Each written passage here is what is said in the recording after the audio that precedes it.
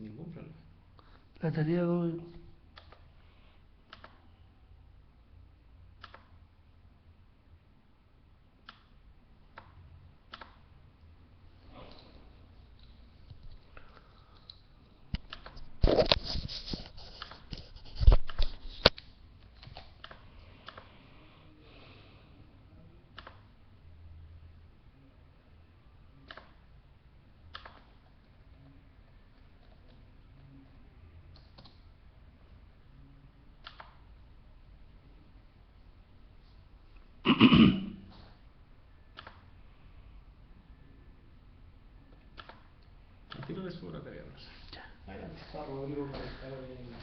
Buenos días, buenas noches, Rodrigo, ¿cómo está usted?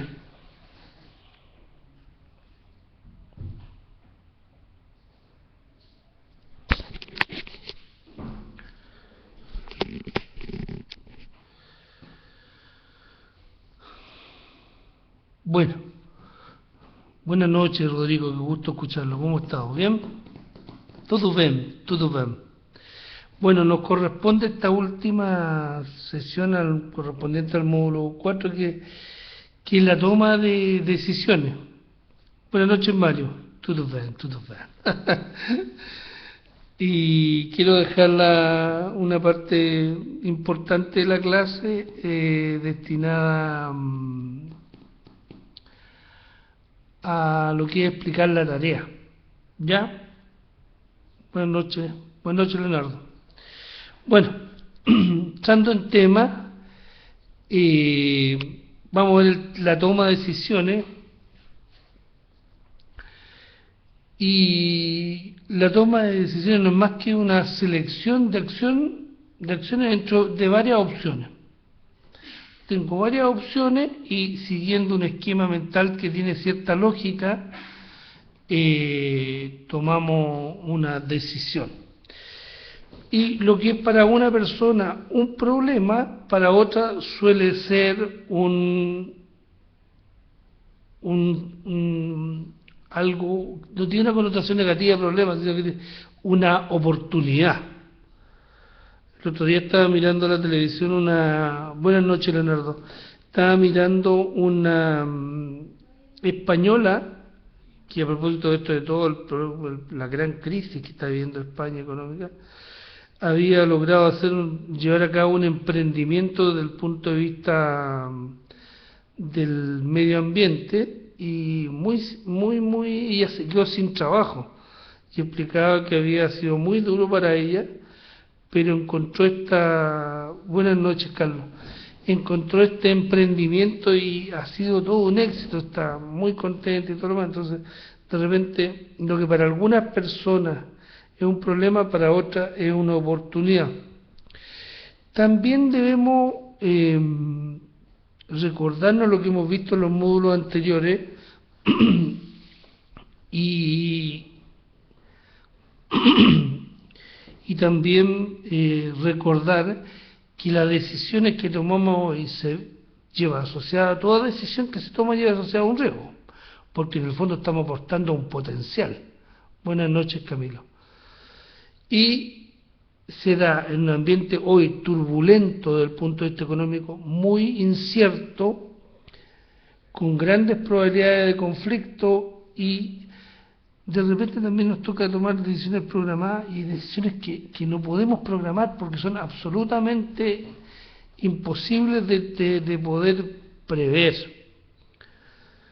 Una decisión que se tuvo que tomar, por ejemplo, que no fue imposible prever, fue cuando, a partir del terremoto del año 2010, del 27 de febrero, se tuvo que ocupar un dinero que se presupuesta en la ley de presupuesto, valga la redundancia, y que se llama el 2% para calamidades públicas.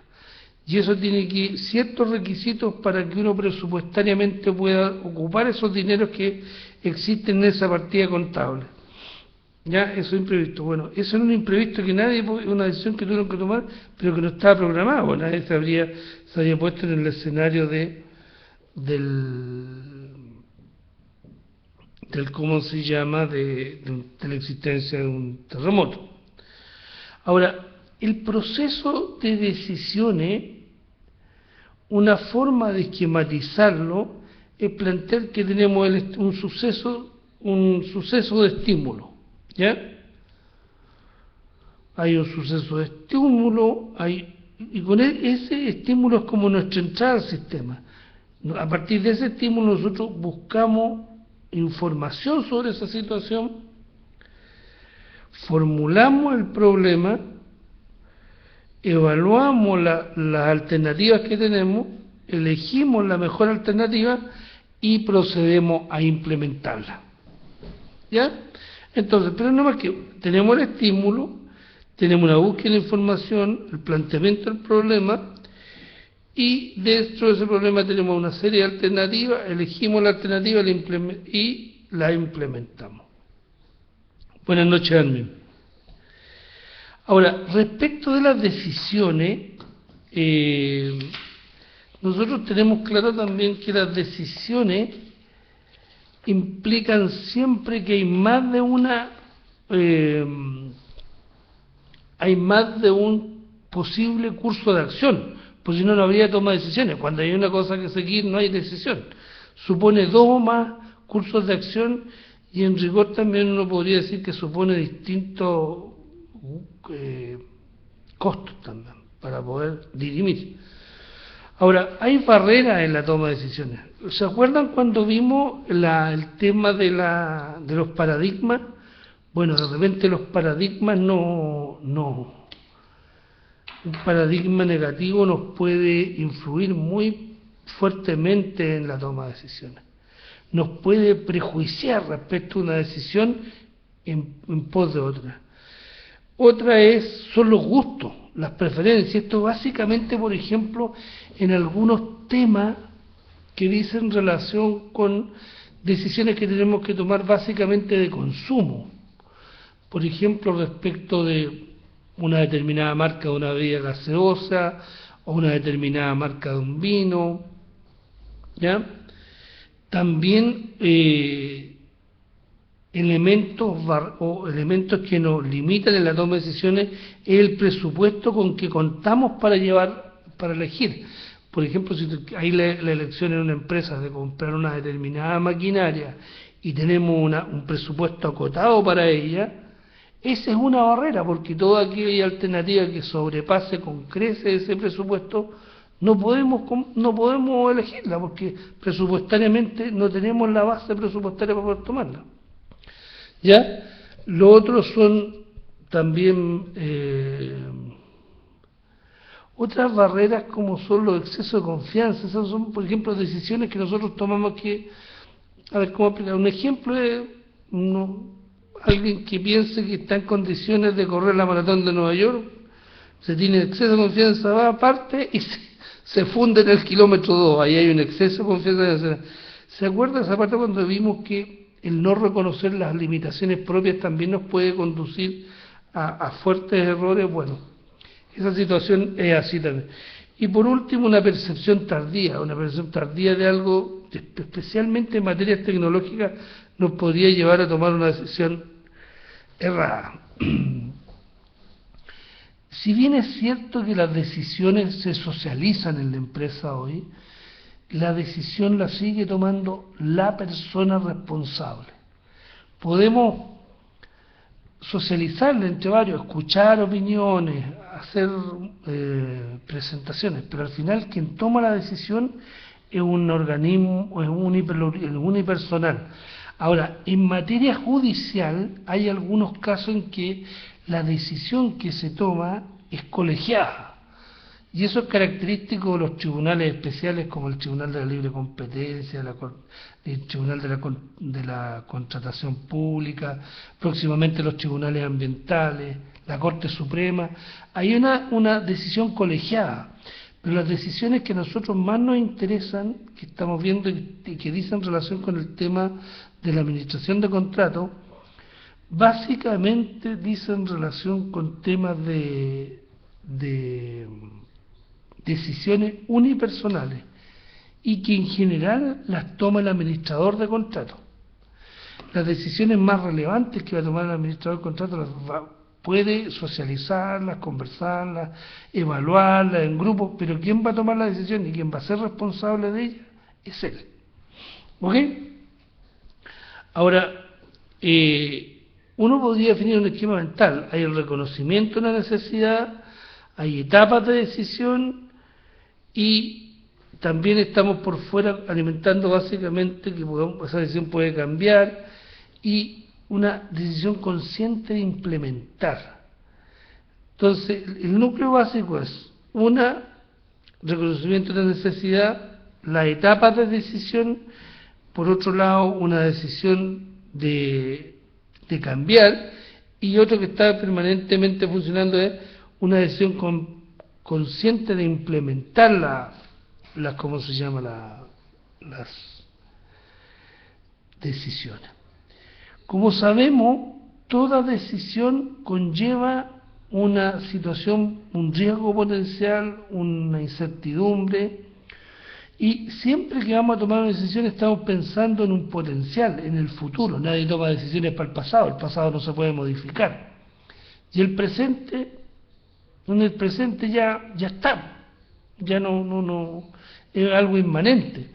Pero nuestras decisiones siempre están mirando a un objetivo, y eso hay que tenerlo muy presente, ponte tú, para tomar una decisión. Ahora, siempre hay que nuestras decisiones tienen efectos futuros. Por lo tanto, cuando nosotros vamos a tomar una decisión, tenemos que de alguna manera imaginarnos el escenario que esa decisión nos va a producir. En el escenario lo más completo posible, o sea, esa decisión nos va a producir efectos futuros, pero nosotros tenemos que tratar de ir más allá de la mera decisión, plantearnos los escenarios que eventualmente esa decisión nos va a generar. Siempre tenemos que estar siempre mirando a los efectos futuros que nos puede producir una decisión. No podemos tomar una decisión pensando así como esa típica figura de los caballos que les ponen unos elementos de suela en los ojos para que siempre miren para adelante nomás.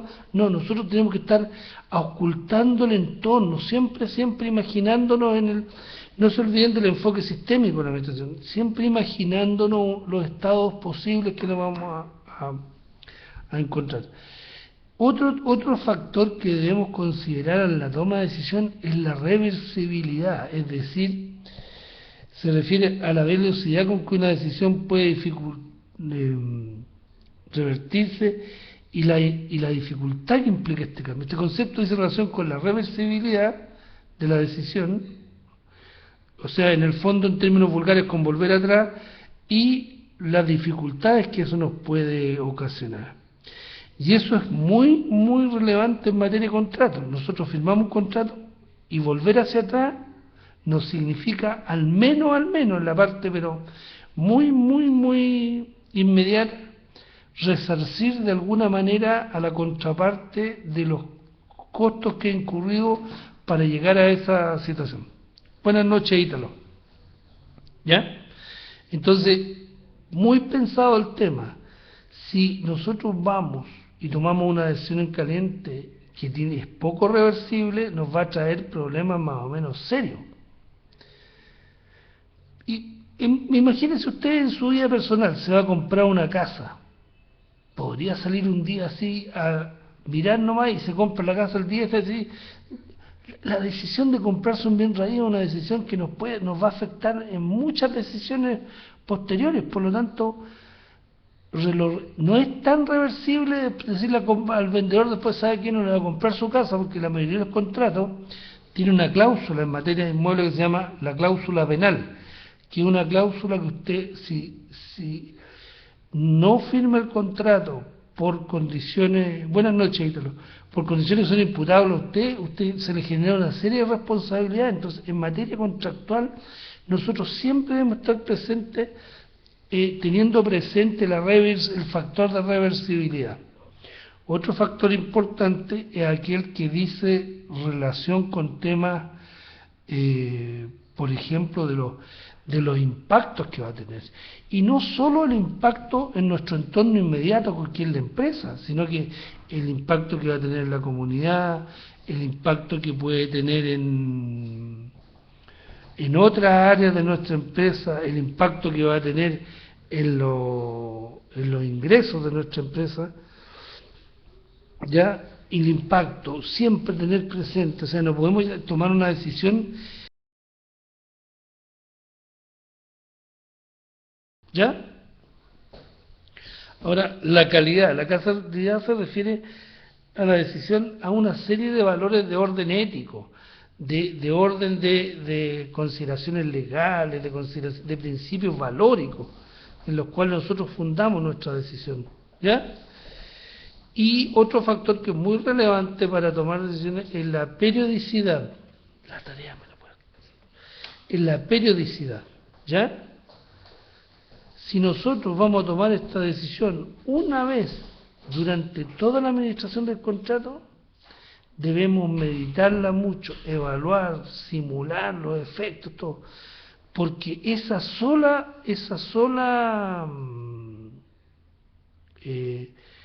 decisión nos va a afectar por el resto del ¿cómo se llama? Del proyecto.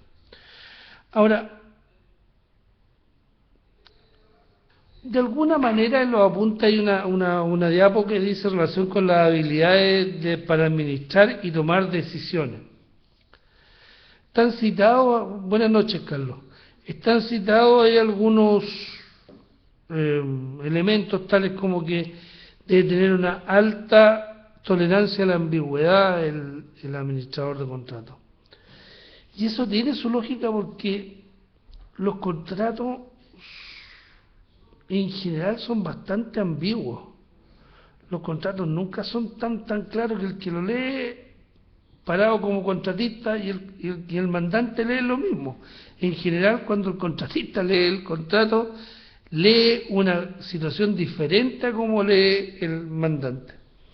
Otro es la capacidad de escucha. Un administrador siempre, y toda persona en la vida, hoy día la gente está necesitada de ser escuchada. Entonces, yo creo que lo que hay que hacer es escuchar al otro, nada más, no emitir opinión, escuchar, nada más. Tiene que ser flexible a la retroalimentación, o sea, capaz de ir en el camino cambiando su posición respecto a determinados temas en la medida que está siendo alimentado con nuevos datos. Tiene que evitar los estereotipos, y para poder evitar los estereotipos tiene que administrar con muy pocos paradigmas. Los estereotipos son visiones muy maquetizadas de las personas o instituciones o nacionalidades. Tenemos que en realidad ser lo más prístino posible en ese sentido, o sea, de no tener casi un prejuicio, cosa que no es fácil, como ya lo hemos visto. Disculpe. El administrador también tiene que ser una persona que tiene que ser capaz de manejar datos duros y blandos. O sea, las competencias blandas hoy son sumamente relevantes en materia de administración de contratos. Son casi más relevantes que las materias duras, o sea, que lo técnico estrictamente. Hoy día, un buen administrador del contrato requiere el conocimiento del tema, pero también requiere fundamentalmente el manejar habilidades que se conocen vulgarmente con nombre de blanda, o sea, tiene que ser empático, comunicativo, y eso no es muy común en nuestra cultura, porque estamos acostumbrados a ser muy competentes en el área técnica, pero a mirar hasta con desdén estas características blandas. Ahora, el administrador también como característica de ser muy realista en los costos, manejar al dedillo los costos y las dificultades que enfrenta el contrato. Si yo no conozco mis costos al dedillo, ¿cómo puedo sentarme con mi mandante y saber si lo que me está pidiendo me genera utilidades o me genera pérdida. Tengo que manejar muy bien, muy bien todo lo que dice relación con estas habilidades y manejar muy bien el tema de los costos, saber dónde puedo perder o en el fondo dejar de ganar menos, dónde puedo ganar más, dónde puedo, en términos vulgares, apretar al mandante, dónde no lo puedo apretar, dónde puedo exigir, qué puedo dar a cambio. Entonces, en toda esa lógica debe moverse con bastante facilidad. Bueno, estimados alumnos, les quería hacer un pequeño resumen de este módulo y, bueno, cualquier duda que tengan de este tema y de temas anteriores, quiero sí que dejemos un espacio, que me dejen unos 10 minutos, 15 minutos, para explicar la tarea, ¿cómo se llama? La segunda tarea, porque aún hasta el día de hoy me siguen llegando consultas sobre la tarea 1, siendo que la hemos explicado harto y además la he explicado, he dedicado un tiempo grande en las clases presenciales, pero bueno, nunca es tarde, así que vamos, espero que alguien tenga alguna pregunta antes. Rodrigo, calma, hijo. Vamos a ir a la tarea en un momento, pero si alguien tiene alguna pregunta sobre el tema y sobre los temas tratados anteriormente. Rodrigo, veo que tú estás muy ansioso.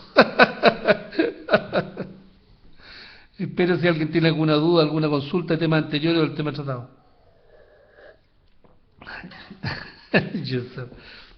¿Alguien tiene alguna consulta respecto a los 3 módulos que hemos tratado, o alguna duda que tenga anteriormente, no le haya quedado claro algún tema?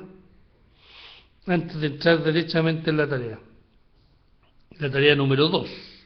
Yo supongo que a esa te refieres, Rodrigo.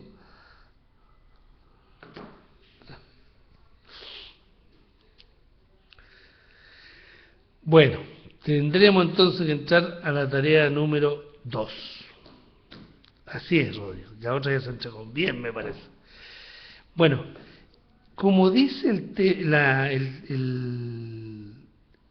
lo que está en la web de la tarea número 2, la tarea número 1 tenía una concepción individual. Cada uno hizo los levantamientos de las funciones que le competen o que eligió por alguna razón o que desarrolla o que están más cercanas a su área de trabajo, y después de hacer una serie de análisis llegó a la conclusión que uno o más, no lo sé, de los procesos más relevantes en su negocio lo iba a externalizar o no.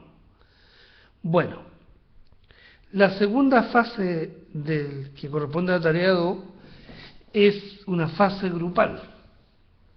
Por tanto, ¿cuál es mi proposición respecto de esa situación? Que aquellas personas que conforman el grupo hagan una presentación a las otras personas del grupo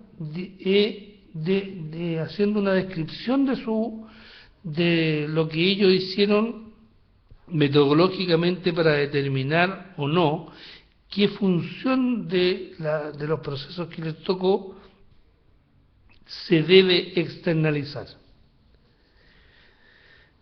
Pues dicho eso, se escucha a cada uno de los miembros y usando algún criterio un criterio de razonabilidad, se elegirá de estos trabajos, de estos procesos,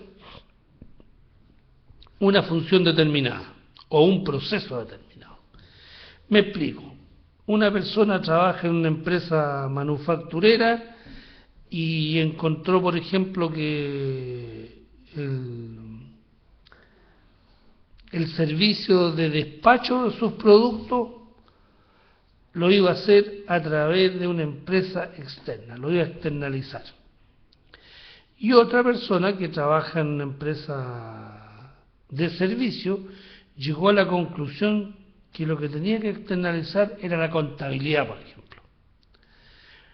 Ambas conforman el grupo y de alguna manera ese análisis que hicieron para descartar tiene que estar presente en el trabajo que yo les pido, para saber cuál fue los criterios que se usaron para incluir o no incluir una determinada trabajo o función a externalizar. Dicho lo anterior, lo que corresponde hacer ahora, definido bajo un cierto criterio, bajo más de un criterio, cuál es el trabajo o el proceso que se va a externalizar, ese pasa a ser inmediatamente el objeto del llamado a licitación. ¿Ya? Y usted va a tener que, de acuerdo a lo que conversamos, elegir un tipo de licitación que lo va a fundar y va a decir, mire, yo voy a usar una licitación pública, una licitación privada, una licitación por invitación. Usted va a elegir, bajo los criterios que me señale, una forma de licitar. Por ejemplo, usted me va a decir, mire, ¿sabe qué? Yo voy a licitar todo lo que es la distribución de mi producto, porque yo no tengo los camiones, no tengo la infraestructura, nada. Entonces yo voy a poner estos productos en una bodega determinada de una empresa que me va a hacer, yo voy a generar solamente la parte comercial y le voy a dar la orden a él, despache tantos productos a tal empresa, que haga toda la parte del despacho y la distribución de mis productos. Bueno, ese es el objeto de mi licitación. Y usted me dice, mire, yo lo voy a hacer por la licitación por invitación, porque esa es la que a mí me da resultados, porque yo tengo un análisis de mis proveedores, y yo ya los conozco, y este proveedor, a estas personas invitadas, porque tienen un historial que cumplen, un historial de que no hemos tenido conflicto, usted utiliza un criterio. Dicho lo anterior, y elegido la forma de licitar, usted tiene que construir las bases administrativas generales. Y como ya hemos dicho reiteradamente, las bases administrativas tienen que, primero, de hacer una pequeña descripción de la empresa en la cual yo me voy la empresa mandante. Una empresa manufacturera ubicada en la región metropolitana, que se dedica a tal cosa, bla, bla, bla, bla. Tanto. Ya. Singularizó la empresa que es mandante. 2. O puede hacerlo así. Aquí el objeto de la licitación, o el objeto que posteriormente va a ser el objeto del contrato. ¿En qué consiste lo que usted va a licitar? ¿Qué es lo que es? Y en el ejemplo anterior lo que usted va a licitar es la distribución de sus productos llamados Juanito desde una bodega instalada en sus dependencias hasta los diferentes centros de distribución o clientes suyos, por ejemplo. Tiene que estar meridianamente claro el objeto de la licitación. ¿En qué consiste mi necesidad? ¿Para qué estoy llamando a licitación? ¿Estamos? Después tiene que decir cuánto dura el trabajo que usted está llamando a distribución del producto, de su producto, 1 año, 2, 1 mes, 6 meses. Eso es sumamente relevante para el que ofrece, para el oferente, muy relevante. Tercero, tiene que decir lo que usted puede, dependiendo de la modalidad, usted podría decir, mire, yo estoy dispuesto a pagar esto por tonelada transportada, o no podría, o podría omitirlo y decir recibo oferta. O usted también podría colocar, llamar a invitación y decir, ya, esto es lo que yo pago, que se acerquen los que puedan, dependiendo de la modalidad. Precio. En tercer lugar, usted tiene que calendarizar su llamada propuesta. Como lo vimos en el ejemplo, tiene que llamar a propuesta, por ejemplo, dentro de las actividades, la visita a terreno, las preguntas, la respuesta, la apertura de la oferta económica, la apertura de la apertura de la oferta técnica, la apertura de la oferta económica, la adjudicación y la firma del contrato. Todo eso también podría incluir como actividad el envío de la boleta de garantía de seriedad de la oferta, por ejemplo. Poner un plazo máximo para que se acompañe, si no, no serán considerados. ¿Ya? Otro objeto que es... Buenas noches, Jorge. Otro objeto absolutamente esencial es cómo vamos a pagar. ¿Cómo vamos a pagar? ¿Vamos a pagar contra estado de pago? ¿Vamos a pagar una cantidad fija mensual? ¿Vamos a pagar al final del contrato? ¿Vamos a dar un anticipo, pagar en la mitad y después pagar al final? La modalidad de pago tiene que estar meridianamente clara. La modalidad de pago, la moneda de curso legal, los factores de... ¿Cuáles son los mecanismos o factores o polinomios que vamos a ocupar de reajustabilidad?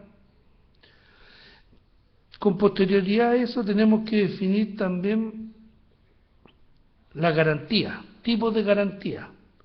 ¿Qué vamos a aceptar? Vamos a aceptar boleta, vamos a aceptar cheque, vamos a aceptar valedista, vamos a aceptar instrumentos financieros en general. ¿Cuáles son? ¿Cuáles son? Hay que determinar el por qué, el que más se utilice en este tipo de llamada propuesta, por qué montos, cuánto debemos garantizar, cómo se van a devolver la garantía, quién las va a custodiar, todo. No se olviden que la garantía es una especie valorada y se responde por ella. ¿Estamos? ¿Ya?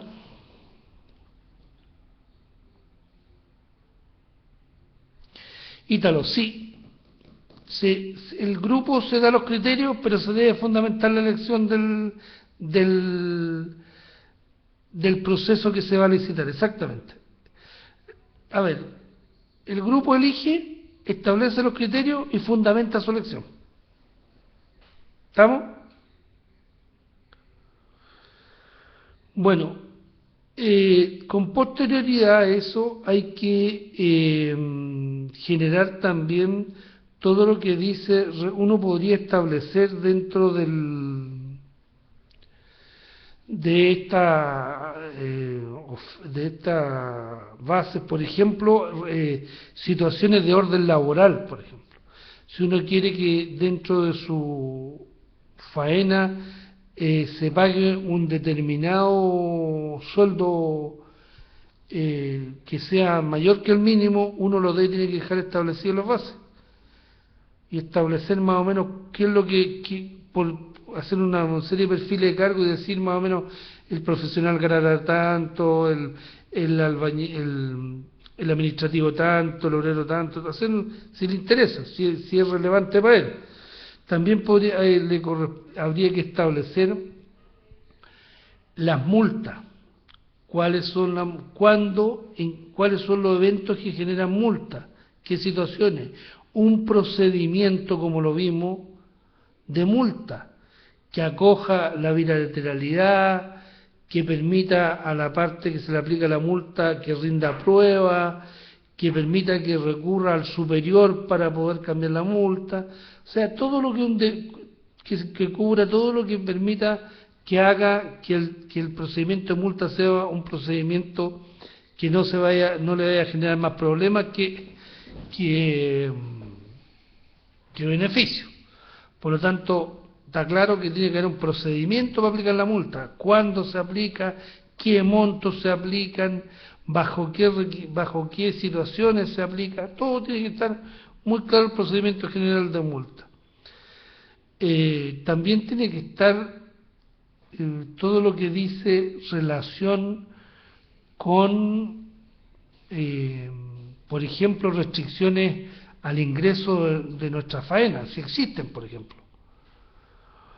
También todo lo que diga relación con declaraciones juradas de las empresas que van a participar, que no tengan, que no hayan sido, por ejemplo, en el Estado obliga, en el Estado no se puede contratar con aquellas empresas que han sido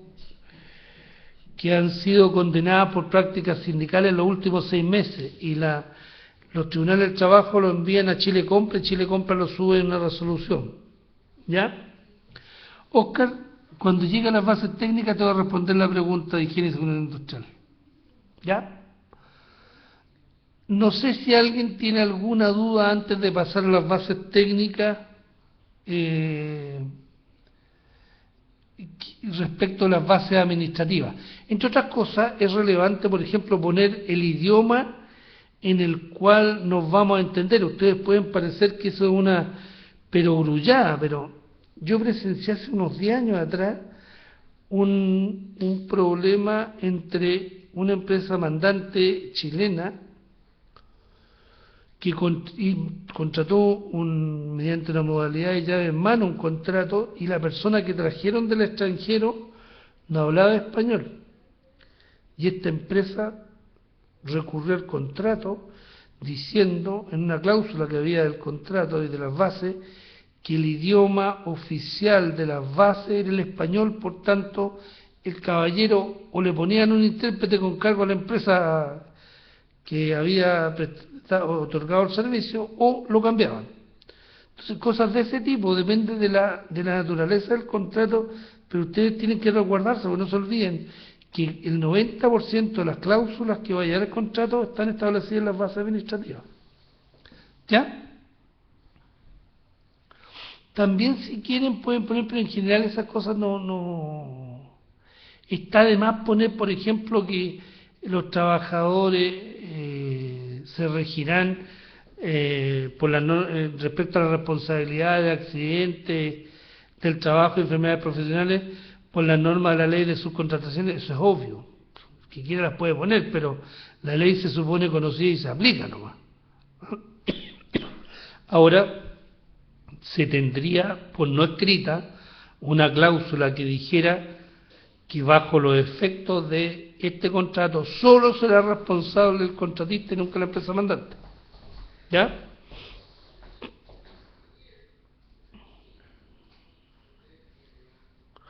No sé si alguien más tiene alguna duda sobre las bases técnicas.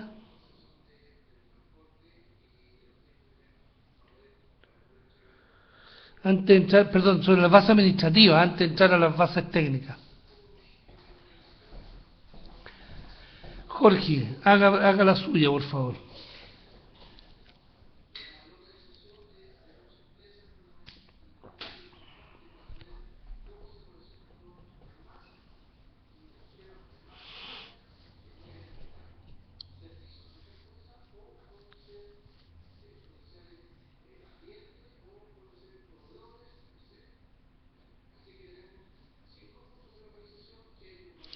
¿Cuáles son los parámetros básicos? ¿Básicos de qué? ¿Para elegir al oferente? Jorge, ¿los parámetros básicos de elección del oferente? ¿A eso te refieres con tu pregunta?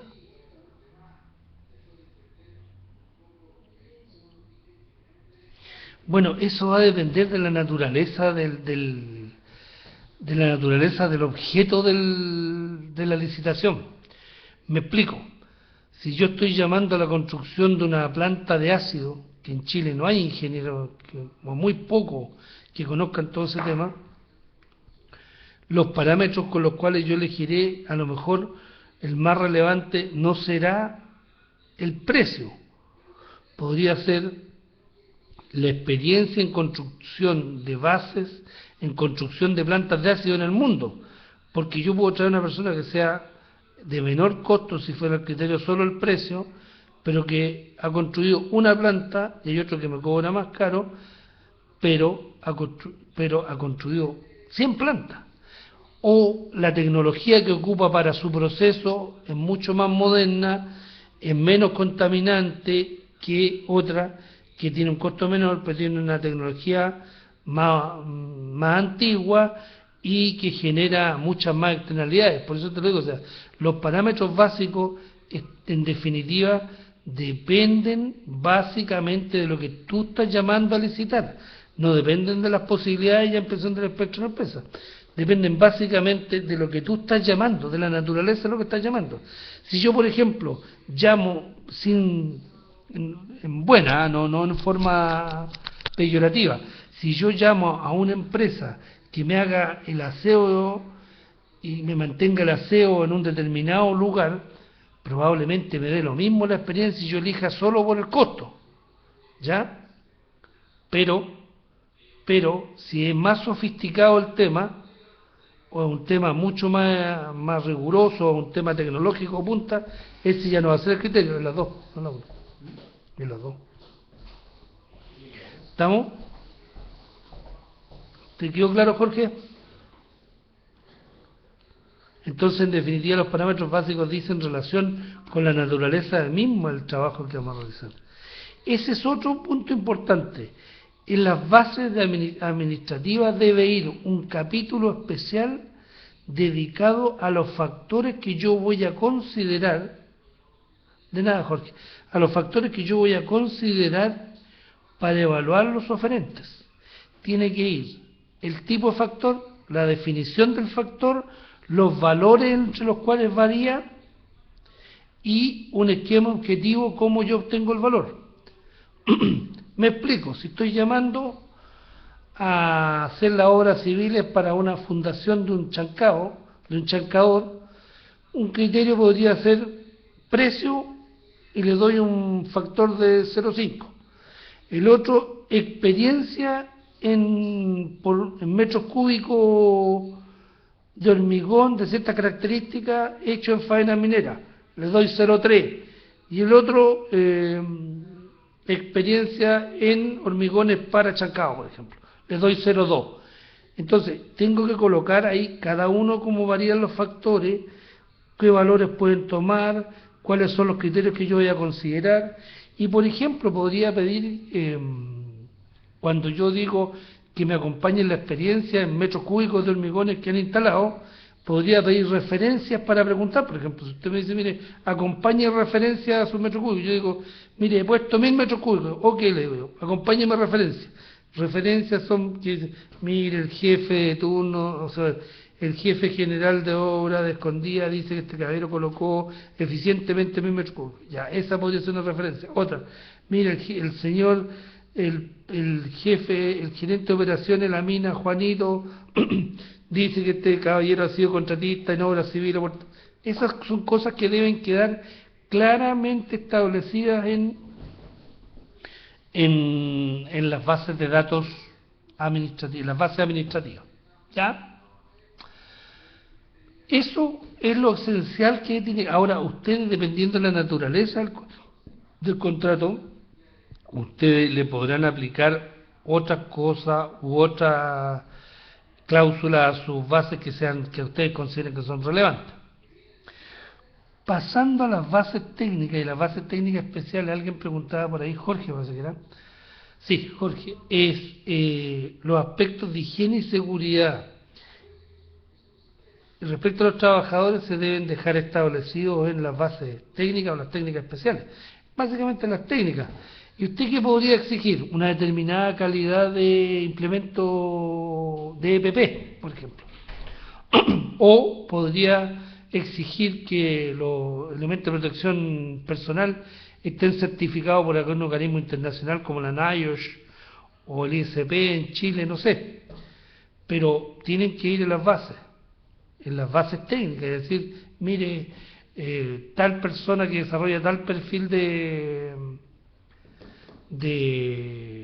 cargo tiene por definición que usar tales y tales y tales EPP y de tal marca o calidad similar, por ejemplo. Eso tiene que estar establecido en las bases técnicas y las bases técnicas especiales, si corresponde. ¿Quedó claro, Jorge?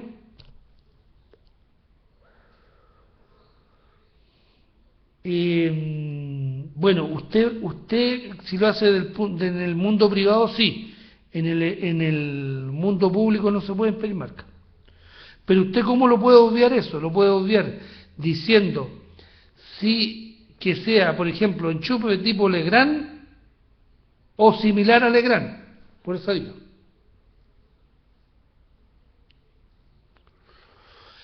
Raimundo pregunta qué pasa si la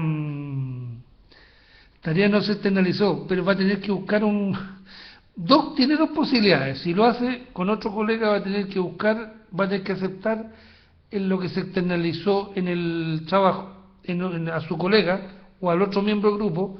Si ninguno de los dos lo externalizó en ningún trabajo, tendrán que elegir así ficticiamente o teóricamente un proceso y hacer las bases, pero en lo posible me gustaría que fuera un trabajo que sea previamente trabajado, porque si no se les va a poner cuesta arriba las bases si es algo que es creado y sobre el cual no se tiene un dominio acabado del tema. ¿Respondí a Raimundo? ¿Está bien, Raimundo? Ok. Ok, bien, bueno, en las bases técnicas, entre otras cosas, tienen que, por ejemplo, los turnos de trabajo, que tienen que ser compatibles con la naturaleza de la faena. No pueden dar con un turno que no tenga correlación con la faena, porque sencillamente es un turno que no voy a poder implementar. Tienen que ir, por ejemplo, si yo pido construir bajo determinadas normas chilenas, ¿qué normas chilenas? Detallar ahí.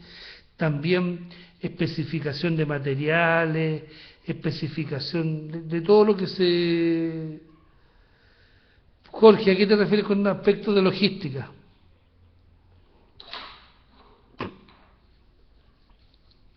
Por supuesto, la movilización, el campamento, eso tienes que definirlo tú.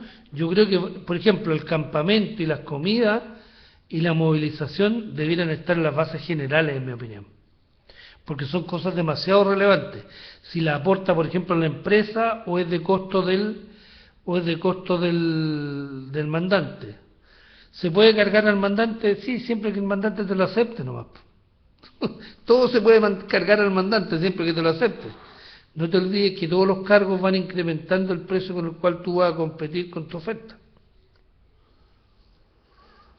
Entonces, todo lo que es movilización, si tú vas a proveer de la movilización como mandante o si vas a proveer de una parte del campamento, se le va a asignar a la empresa oferente, también tiene que quedar Piensen ustedes, el casino, todo eso, piensen ustedes que ustedes son los mandantes, ustedes no son los oferentes. Por favor, quiero que quede meridianamente claro. Al construir las bases, ustedes son los mandantes, no los oferentes. Por lo tanto, ustedes tienen que decir qué cosas van a proveer. Van a proveer las comidas, van a proveer el campamento, ¿qué? Una sección del campamento, cuántos departamentos o cuántos alojamientos. Eso es muy relevante para saber la cantidad de gente a que está acotado el contrato. Si van a proveer las comidas o el oferente tiene que celebrar un contrato con el contratista que provee la comida en esa faena, no sé. Pero, por favor, para que se entienda, ustedes son en esta parte número 2 los mandantes. Ustedes van a contratar servicios determinados y para eso están haciendo las bases. ¿Queda claro?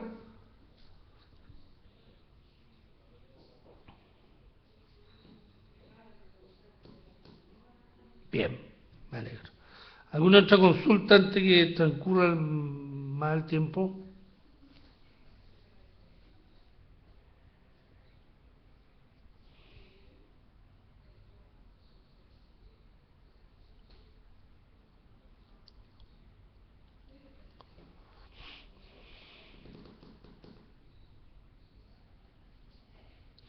Bueno, ya lo dije, todas las especificaciones de materiales, la descripción de los cargos, la solicitación de si se van a aplicar algunas normas chilenas, estar especificadas ahí, eh, todo lo que diga relación con la parte técnica. Raimundo, no. La respuesta no, no hay posibilidad de cambiar la fecha, no. Así es claro.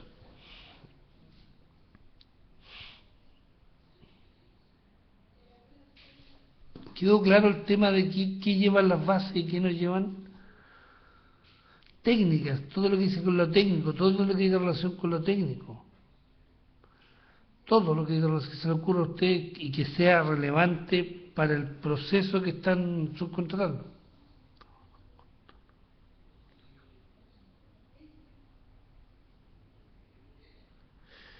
¿Cómo se aborda un contrato cuando su alcance de empresa?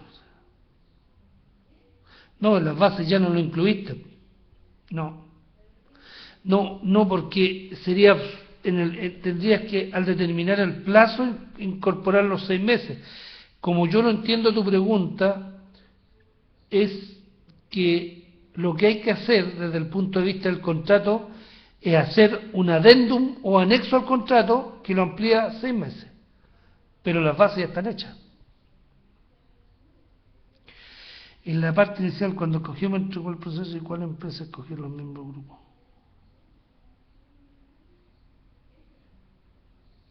No, es que no tendría que ver los criterios usados por ustedes, no tengo algo prefijado, los criterios no están bien o mal, depende cómo estén fundamentados, Rodrigo, no tengo algo a priori que diga, no, este criterio sí, este criterio no, porque tengo que ver cuál fue el criterio que se usó. Ahora, ¿qué criterio usaría? Si a mí me preguntara ahora qué criterios se deben usar, un criterio que tenga un mínimo de razonabilidad. Un mínimo de razonabilidad, por ejemplo, que nadie me diga, mire, ocupamos el proceso del alumno Juan Pérez porque era el más fácil de hacer. Eso carece de toda lógica. Ese criterio sí que es impresentable. Pero podríamos decir, mire, profesor, consideramos esto en virtud que este proceso aplica mejor a este máster en prevención de riesgo y procesos mineros. ¿Sí? ¿Queda más claro?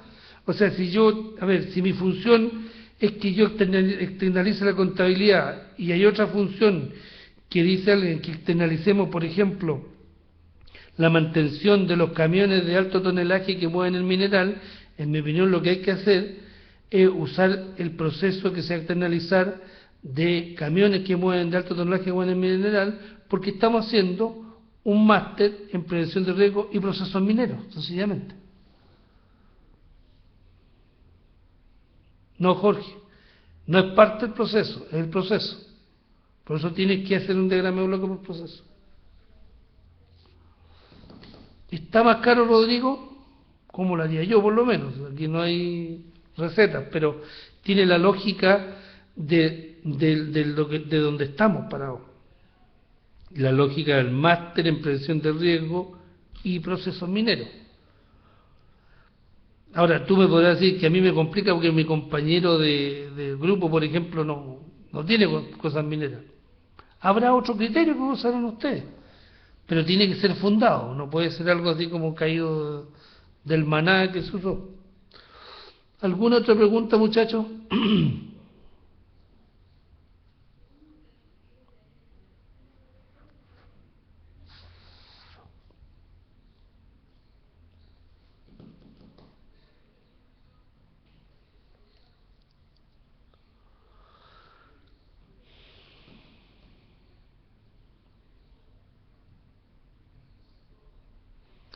Bueno, ¿está más claro en qué consiste la tarea? La hemos explicado en todas las clases presenciales.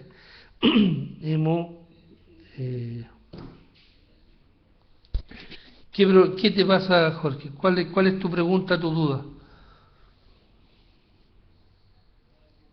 A ver si te puedo ayudar.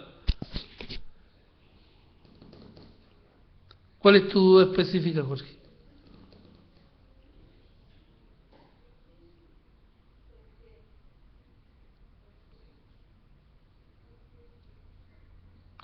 Las bases generales, ese otro nombre que tienen las bases administrativas, pues. Es la respuesta que me dio cuando me dijo, no, Jorge, no es. No, pues, dijimos, un proceso completo se hace un diagrama de bloque, y ese proceso es el que se toma la decisión de externalizar o no. Por eso se lleva ese grado de desagregación. De nada, Oscar. ¿Quedó claro, Jorge? El proceso se lleva a un grado de desagregación tal que ese proceso, con posterioridad, se hace un FODA y se toma la decisión que se iba a hacer o no externalizado. Eso es lo que hay que hacer. Bien, me parece bien, interesante, muy interesante. O sea, tú, en el fondo, tú vas a decir que necesitas una empresa que venga a proyectar hormigón en determinadas labores de excavación, en túneles, en taludes, ¿dónde? ¿Son labores subterráneas? ¿Son labores en túnel? Ya, ok. Es el nombre, que en general la gente le puede llamar base general o base administrativa, es un nombre, ¿no? Ah, me parece interesante, Jorge, sí. Eso es lógico, o sea, porque ese proceso, el proceso de proyectar hormigón en los túneles, eso hay empresas que lo hacen, que su pega y lo hacen muy bien. Tienen un expertise y todo lo demás. Y gente especializada. Bueno, muchachos, ha llegado la hora de decir adiós. Ha sido un gusto haber estado en estos módulos y haber compartido con ustedes. Me hubiese gustado sí haber conocido más gente en las clases presenciales. Espero que en otros tiempos podamos hacerlo. Y no me queda nada más que darle las gracias y esperar sus tareas para ponderarlas en su justa medida y desearles un muy buen desarrollo profesional y que les vaya muy bien, además. Un gusto. Buenas noches. Gracias a todos los que se conectaron. Muy buenas noches. Armin, Carlos, Rodrigo, Oscar, Mario, Ítalo, Raimundo y Jorge, muchas gracias por haber compartido su experiencia y también su tiempo conmigo. Nos estaremos viendo. Chao, chao.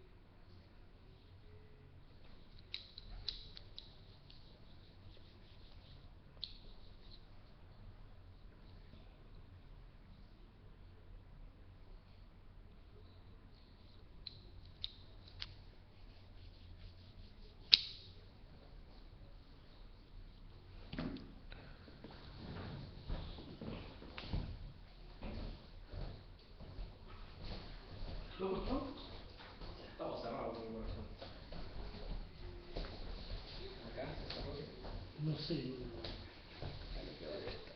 Lo único que hay un viejito chico que decía así.